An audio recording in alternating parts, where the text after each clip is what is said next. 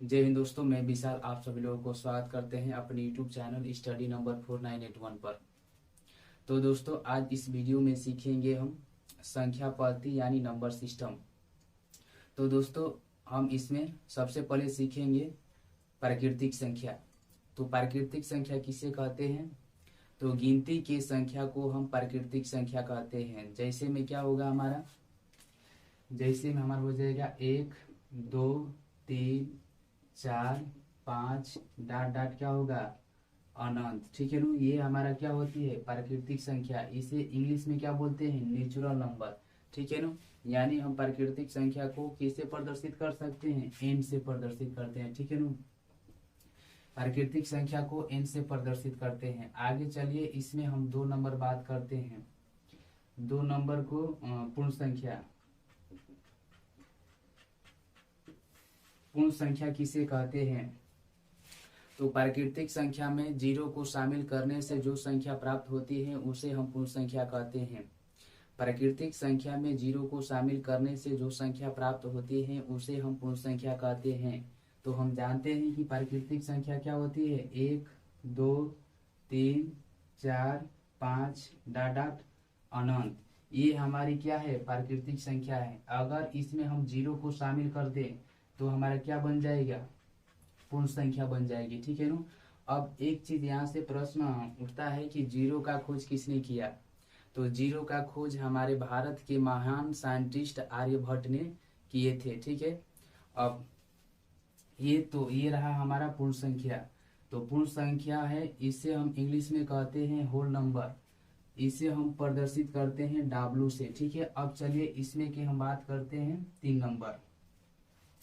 3 number यानी पूर्णांक। पूर्णांक किसे कहते हैं?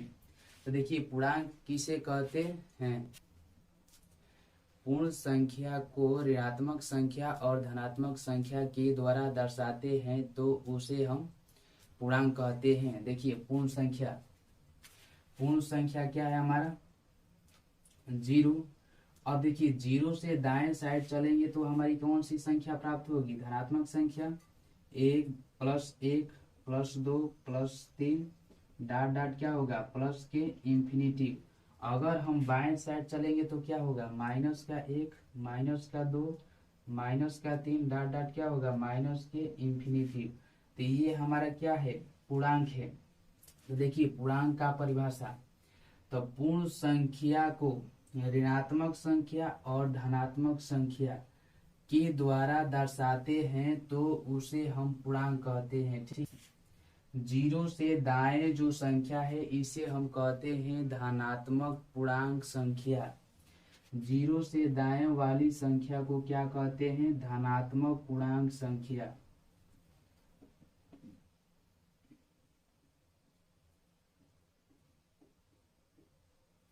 ठीक है। अब जो जीरो से बाएं है, जो जीरो से बाएं वाली संख्या है इसे हम कहते हैं ऋणात्मक पूर्णांक संख्या।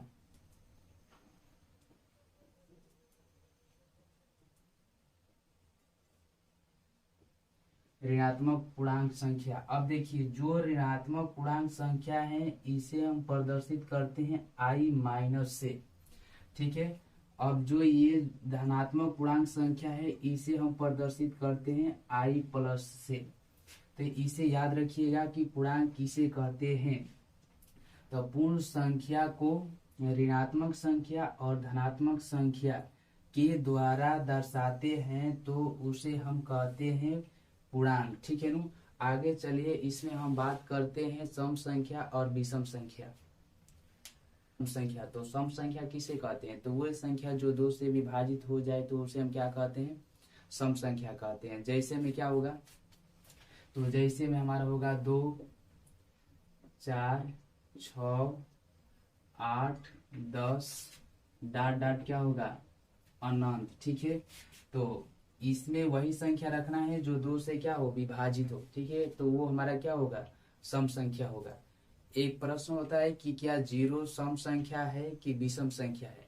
तो जीरो भी एक हमारा क्या है, सम संख्या है। जीरो एक क्या है, सम संख्या है। अब चलिए हम बात करते हैं इसमें विषम संख्या। तो विषम संख्या क्या होती है? वे संख्या जो दो से ना कटे, दो से विभाजित ना हो तो उसे हम क्या कहते हैं? विषम संख्या कहते हैं। वे संख्या जो दो से विभाजित ना हो तो उसे हम विषम संख्या कहते हैं। यानी हमारा जैसे में क्या हो जाएगा? 1, 3, 5, 7 डॉट डॉट अनंत, ये रहा हमारा विषम संख्या। ठीक है ना? तो अब चलिए आगे हम बात करते हैं इसमें की अभाज्य संख्या 6 नंबर। तो अभाज्य संख्या क्या है? वे संख्या जो एक और स्वयं के अतिरिक्त किसी दूसरी संख्या से ना कटे तो उसे हम क्या कहते हैं? अभाज्य संख्या कहते हैं। ठीक है ना? याद रखिएगा, एक और स्वयं के अतिरिक्त किसी दूसरी संख्या से नहीं कटती है तो उसे हम क्या कहते हैं? अभाज्य संख्या कहते हैं। जैसे में हमारा क्या होगा? जैसे में हो जाएगा हमारा 2, 3, 5, 7, 11 डॉट डॉट क्या होगा? अनंत। अब देखिए इसमें हम क्या बोले कि अभाज्य संख्या क्या होती है? तो अभाज्य संख्या वे संख्या होती है जो एक और स्वयं के अतिरिक्त किसी दूसरी संख्या से नहीं कटती है तो उसे हम क्या कहते हैं? अभाज्य संख्या कहते हैं। जैसे में देखिए 2, 3, 5, 7, 11 डॉट डॉट इंफिनिटी। अब देखिए दो एक से कट सकता है और स्वयं से कट सकता है, बाकी किसी दूसरी संख्या से नहीं कटेगी।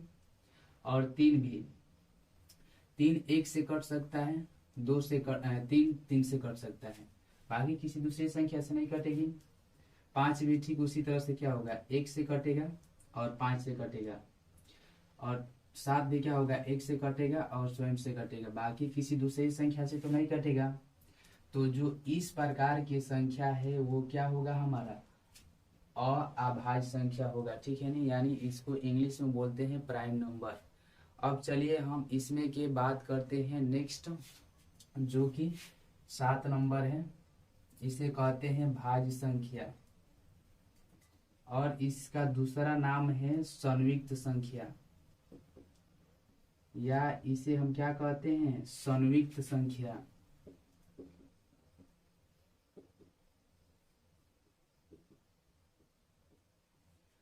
और अभाज्य संख्या का दूसरा नाम है रूढ़ संख्या।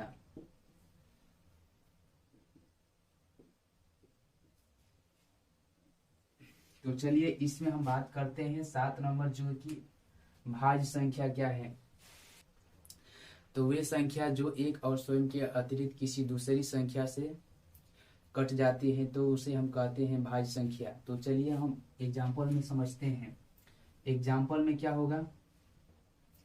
4, 6, 8, 10 डॉट डॉट क्या होगा? अनंत। ये हमारा क्या है? भाज्य संख्या है। देखिए अभी हम परिभाषा में क्या बोले? एक और स्वयं के अतिरिक्त किसी दूसरी संख्या से भी कटती है तो उसे हम क्या कहते हैं? भाज्य संख्या कहते हैं। जैसे में देखिए 4 1 से कटेगा, 2 से कटेगा और 4 4 से कटेगा। यानी एक और स्वयं के अतिरिक्त यानी 2 से ये कट रहा है तो ये क्या हो जाएगा? हमारा भाज्य संख्या होगा। एक और स्वयं के अतिरिक्त किसी दूसरी संख्या से भी कटे तो उसे हम कहते हैं भाज्य संख्या। अब देखिए 6 तो 1 से कटेगा और 6 6 से कटेगा, फिर इसमें 2 से कटेगा, 6 और 3 से कटेगा। ठीक है ना? तो इस प्रकार की जो संख्या है वो क्या है? हमारा भाज्य संख्या है। याद रख लीजिएगा, एक और स्वयं के अतिरिक्त किसी दूसरी संख्या से कटे तो उसे हम क्या कहते हैं? भाज्य संख्या कहते हैं। अब देखिए इन दोनों में एक कंडीशन आता है, पूछा जाता है कि सबसे छोटी अभाज्य संख्या। तो सबसे छोटी अभाज्य संख्या क्या होगा? सबसे छोटी अभाज्य संख्या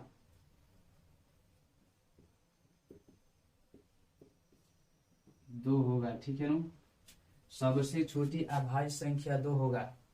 और इसमें पूछा जाता है कि सबसे छोटी भाज्य संख्या। तो सबसे छोटी भाज्य संख्या हमारा क्या है? 4 है। ठीक है ना?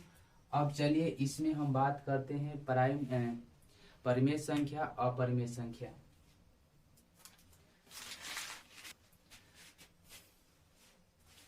परिमेय संख्या किसे कहते हैं? तो वे संख्या जो p/q के रूप में लिखा जाता है तो उसे हम क्या कहते हैं? परिमेय संख्या कहते हैं।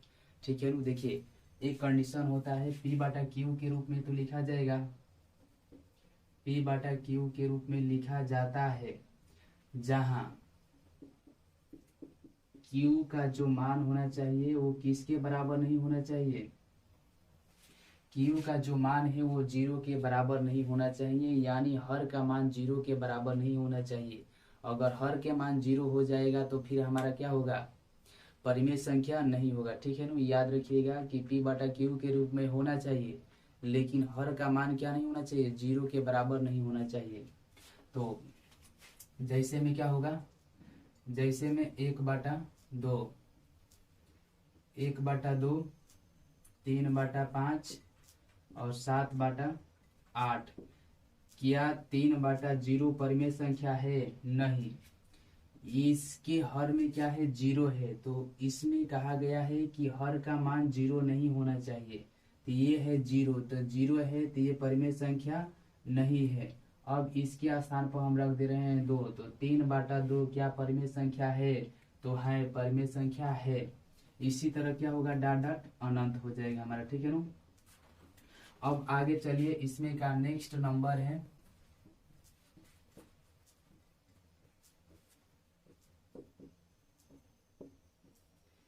अब देखिए अपरिमेय संख्या किसे कहते हैं? वैसी संख्या जो p/q के रूप में नहीं लिखी जा सकती है उसे हम अपरिमेय संख्या कहते हैं। ठीक है, तो देखिए वैसी संख्या जो p/q के रूप में क्या हो? नहीं लिखी जा सकती हो तो उसे हम अपरिमेय संख्या कहते हैं। तो जैसे में हमारा क्या होगा? जैसे में हो जाएगा हमारा √2, √3, √5, √7, डॉट डॉट क्या होगा हमारा? अनंत।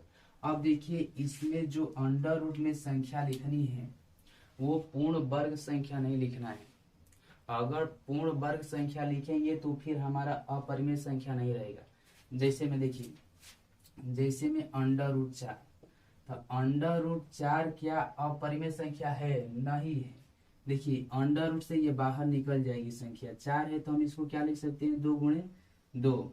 तो अंडर रूट के जो संख्या अंदर रहती है जोड़ा लगता है तो क्या होता है? बाहर निकलता है। तो इसमें से 2 निकल ही जाएगा, तो 2 क्या अपरिमेय संख्या है? नहीं है। काहे से कि हम इसके बाटा में 1 कर सकते हैं, तो ये p/q के रूप में हो गया। तो जब p/q के रूप में हो गया तो ये हमारा क्या होगा? ये अपरिमेय संख्या नहीं होगा। ठीक है ना। तो इसमें याद रखिएगा कि जो अंडर रूट में संख्या होगी वो पूर्ण वर्ग नहीं होनी चाहिए। तो ये हमारा क्या होगा? अपरिमेय संख्या। एक लास्ट है वास्तविक संख्या। वास्तविक संख्या किसे कहते हैं?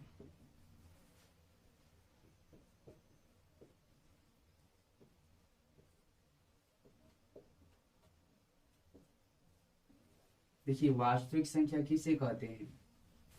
तो वास्तविक संख्या परिमेय संख्या और अपरिमेय संख्या के समूह को वास्तविक संख्या कहते हैं। ठीक है ना। परिमेय संख्या और अपरिमेय संख्या के समूह को वास्तविक संख्या कहते हैं। तो दोस्तों ये मेरी वीडियो आपको कैसी लगी? प्लीज़ अगर मेरी वीडियो आपको अच्छी लगी हो तो लाइक करिए, शेयर करिए और मेरे चैनल को सब्सक्राइब करिए। जय हिंद।